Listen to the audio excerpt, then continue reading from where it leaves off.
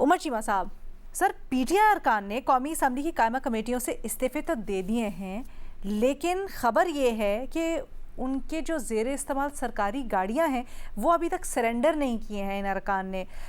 PTI कहती है गाड़ियां वापस करना चाहते हैं, मगर स्पीकर ने इस्तीफ़ों की मंजूरी तक ये गाड़ियां वापस लेने से इनकार कर दिया है। यहाँ पर सवाल जहन में ये आता है कि ये जो गाड़ियां वापस नहीं कर रहे या बाज़ केसेस में मराहत भी मिल रही हैं, ये पीटीआई का दोहरा मयार है या फिर इंतज़ामिया की लापरवाही में शुमार होगा? नहीं, ये तेहरा मयार है। अच्छा। देखिए मैं तो जो आपने बात की है मैं हैरान हुआ हूँ, बल्कि महजूज हुआ हूँ सुन के कि पीटीआई वाले इतने फर्माबरदार हैं कि वो स्पीकर के पास गए हैं। स्पीकर ने कहा कि नहीं, मैंने नहीं गाड़ियां वापस लेनी, और वो वापस चले गए हैं कि स्पीकर के आगे सरे तस्लीम हम किया। उन्होंने कहा कि हम इनके बारे में सामने बोल ही नहीं सकते। दूसरा ये है, उनका ये मौकफ हो सकता है कि हमें तो इमरान खान ने रिजाइन के बारे में बात की थी कि आपने इस्तीफा देना है। इमरान खान ने चूंकि ये नहीं कहा कि आपने गाड़ियां वापस करनी है या मराद वापस करनी है, तो लिहाजा हम उस पर भी अमल नहीं कर रहे। ठीक है। अब इस हवाले से जो पहले वाली बात है, उस पे मस्ती हिल का भी बयान आया। सनाउल्लाह मस्ती हिल कह रही कि मैंने कहा था, स्पीकर ने गाड़ी वापस नहीं ली। अब जरा इमेजिन करें कि ये कोई एक प्राइवेट मामला होता, तो उधर ये कोई इस तरह का गाड़ी का मामला होता, तो ना स्पीकर कोई इस पे कोई रिफ्यूज कर रहे होते और ना मस्ती हिल जो है वो मस्ती कर रहे होते। होना तो ये चाहिए, अगर मैं मस्ती हिल की बात मान लूं, तो स्पीकर जो है, क्या इन्होंने अपने जाती पूल से ये गाड़ियां दी हुई हैं या ये सरकार के खजाने में? तो ये किस बात की नवाज़शात का इजहार कर रहे हैं, या शायद इनकी कोई अंदर से डील हुई हुई है। वो कहते हैं कि आपको पता है कि इमरान खान का हम नहीं चाहते सब कुछ, लेकिन ये है कि हम क्या करें, तो ये 4 चीजें तो हमारे पास हैं। मुझे जाती तौर पे आइडिया कि कई लोग ये जो चेयरमैनशिप है मुख्तलिफ कमेटीज की, वो इसलिए लेते हैं कि हमें गाड़ी मिल जाएगी, हमारी गाड़ी, हमारे पास एक ग्रीन नंबर प्लेट की गाड़ी होनी चाहिए, नो मैटर कि हम अपोजिशन में हैं। जरा एक अच्छा तासर पड़ता है कि हम गवर्नमेंट में। तो लेकिन ये एक अफसोसनाक अमल है। इस दौरान एक जो पॉजिटिव एग्जांपल है वो तो फिर जो सरदार अख्तर मिंगल की है कि सरदार अख्तर मिंगल ने पिछले दिनों, वो 2024 में सरदार अख्तर मिंगल ने रिजाइन किया था, और पिछले दिनों उन्होंने अपना चेक भेजा, तमाम तनहाएं वो वापस कर दी हैं। तो इधर तो स्पीकर उनको नहीं रोक सका ना कि मैंने चेक नहीं लेना। ठीक है, तो वो कहते हैं ना, when there's a will there's a way। हाँ, आप एक साइड पे रहें, आप दोनों साइडों पे ना खेलें कि आप एक तरफ ये भी कहते हैं कि हमने रिजाइन किया है, दूसरी तरफ आप जो है सारी मराद को भी एंजॉय करना चाहते हैं, तो ये गलत बात है। और स्पीकर को भी इस मामले में एक इफेक्टिव रोल प्ले करना चाहिए कि जो बंदा जिस काम के लिए उसको मराद मिल रही है, वो अगर अपनी ड्यूटी परफॉर्म नहीं कर रहा, तो मराद उनसे वापस ली जाए, या अपनी वो जेब से अगर दे सकते हैं तो दे दें। सर, ये जो टैक्स पेयर के पैसे के ऊपर इतना ज़्यादा मरात सहूलियात हम हर रोज़ ख़बरें शामिल करते हैं, ये तो ऐसा लगता है पता नहीं हम कितने कोई अमीर मुल्क में बैठे हैं जिसमें मसले हैं ना कोई मसाइल हैं, बस दिए जाओ बांटे जाओ सबको। Thank you so much Cheema साहब के लिए अगला सवाल। सर, गिलगित बल्तिस्तान असम्बली ने कल एक करारदाद जमा करवाई है जिसके अंदर ये कहा गया है कि पाकिस्तान गिलगित बल्तिस्तान को अबूरी सूबे का दर्जा दे, यानी कॉन्स्टिट्यूशनल जो उनके राइट्स हैं उनमें उनको शराकत दारी दी जाए, एनएफसी वगैरह। सवाल ये हो रहा है, क्या गिलगित को अबूरी सूबे का आईनी दर्जा दिया जाना चाहिए? अलीना, गिलगित बल्तिस्तान के अवाम का ये एक बड़ा देरीना मुतालबा है, और वो ये समझते हैं, मैं बहुत तफसील में जाए बगैर ये बताना चाहता हूँ कि उनको वो हकूक़ और नुमाइंदगी हासिल नहीं है जो कि वो डिज़र्व करते हैं।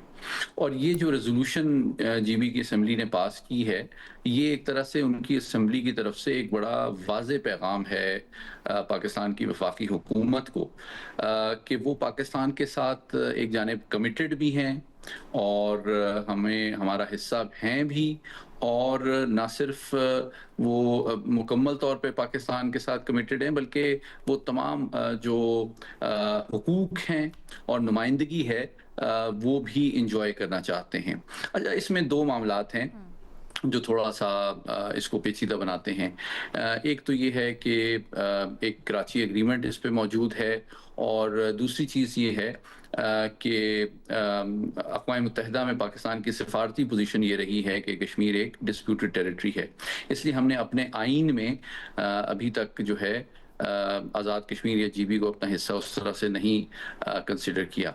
लेकिन इसमें जो ऑप्शन दरमियानी रास्ते की शक्ल में मौजूद है वो यही है कि एक अबूरी अरेंजमेंट के ज़रिए से इस रेजोल्यूशन के रद्द अमल के तौर पे पाकिस्तान का वफाक जो है उनको तस्लीम करे और उनके अवाम को वो राइट्स और अपॉर्चुनिटी और नुमाइंदगी का हक़ दे जो कि वो डिज़र्व करते हैं, टिल द टाइम जब तक के, और इंशाल्लाह जब अक़वाम मुत्तहिदा की क़रारदादों के मुताबिक एक फ़ाइनल आलमी क़वानीन के ऐन मुताबिक मसले कश्मीर देरपा हल की तरफ जाता है, जिसमें आज़ाद कश्मीर के साथ साथ जीबी के लोगों को भी अपने इज़हार राय का हक़ हासिल हो, तो उसके नतीजे में फिर इस अबूरी अरेंजमेंट को फॉर्मलाइज भी किया जा सकता है और फिर हम पाकिस्तान के आइन की तरमीम की तरफ जा सकते हैं। लेकिन इस वक्त मैं समझता हूँ कि कोई चीज़ माने नहीं है कि हम अबूरी सतह पे एक ऐसी अरेंजमेंट करें जिसके ज़रिए से हम जल्द अज जल्द जो है हम जीबी के अपने भाई बहनों को वो हुकूक और नुमाइंदगी दें जो कि वो डिजर्व करते हैं। ठीक है, बहुत शुक्रिया सैयद मोहम्मद अली। आगे बढ़ते हैं। मज़हर अब्बास साहब, आपसे सवाल हो रहा है कि पंजाब हुकूमत, खबरें ये हैं कि पंजाब हुकूमत तैयारी कर रही है कि भीख मंगवाने वालों को भी सज़ा दी जाए। ये है 3 साल तक कैद, 3 लाख तक जुर्माना हो सकेगा, ये तजवीज़ है। आपके ख्याल में क्या इससे रोकथाम में कुछ मदद मिलेगी? देखिए, ये जो ये सवाल है ना, ये भीख मंगवाने वालों को, ये बहुत इम्पॉर्टेंट है और ये पूरी माफिया है और ये ख़ास तौर पे सीज़न में बड़े एक्टिव होते हैं, जैसे ईद का सीज़न है, दूसरे सीज़न है, और ये इनकी बाकायदा पूरी ट्रांसपोर्ट होती है इनके पास। वो ला के मुख्तलिफ़ स्टेशंस पे, जैसे मैं आपको कराची की मिसाल दूँ कि क्लिफ्टन में, डिफेंस में, कहाँ कहाँ उनको पहुँचाना है, उनको ड्रॉप करना है, फिर पिक करना है। तो इसका मतलब ये एक लार्ज स्केल माफिया है और ज़ाहिर है पंजाब में शायद इससे बड़ी माफिया हो।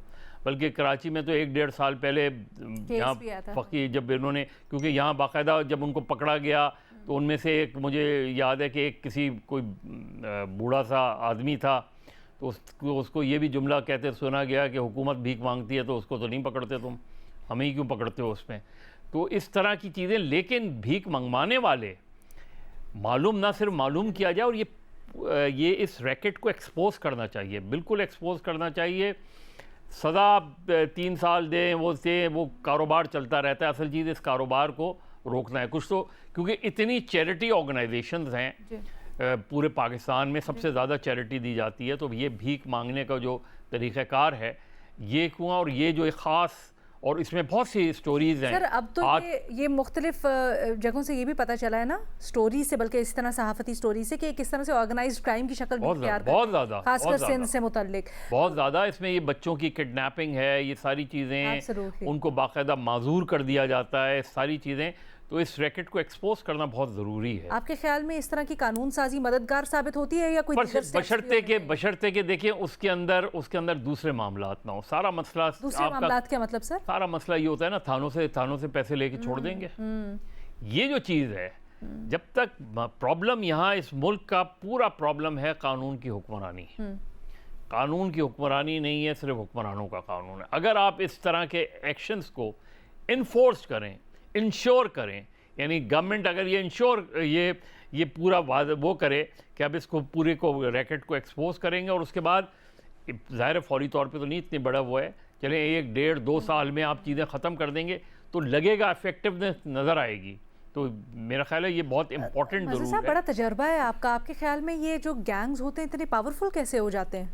इसलिए कि नेक्सस होता है, बहुत नेक्सस होता है। देखें, जुर्म और सियासत का हमारे यहाँ, और अब तो जाहिर है अदलिया, पुलिस, इस पूरे बहुत बड़ा सियासी सरपरस्ती भी होती है। ये सिर्फ ये नहीं होता, मैं सिर्फ इस खास कॉन्टेक्स्ट गदागरी के उसमें, अच्छा, लेकिन एक जो क्राइम और इसका पुलिस का भी नेक्सस नज़र आता है, बहुत सी सिचुएशन। और बहुत से, जैसे इधर तो एक पूरी तारीख है कि किस तरीके से पुलिस वाले खुद किडनैपिंग फॉर रैंसम्स में इन्वॉल्व पाए गए, बहुत से लिए। तो असल चीज़ यही है कि सज़ाएँ नहीं होती, और बदकिस्मती से जब सज़ाएँ होती हैं और वो जो मुजरिम बन के जेल जाता है, तो जेल के अलग मामलात हैं जिसमें मैं लिख भी चुका हूँ। वैसे तो हम पंजाब से मुतल्लिक पूछ रहे थे, लेकिन सर जैसे कराची के लिए मैंने ऑब्ज़र्व किया है कि बड़ी अवेयरनेस कैंपेन भी चल रही है मुख्तलिफ जगह पर। एटलीस्ट यहाँ CBC ने बोर्ड्स पेनिफ्लेक्स लगाए हुए हैं, लोगों को बताते हैं कि किस तरह से आपने भिखारियों को नहीं देने पैसे।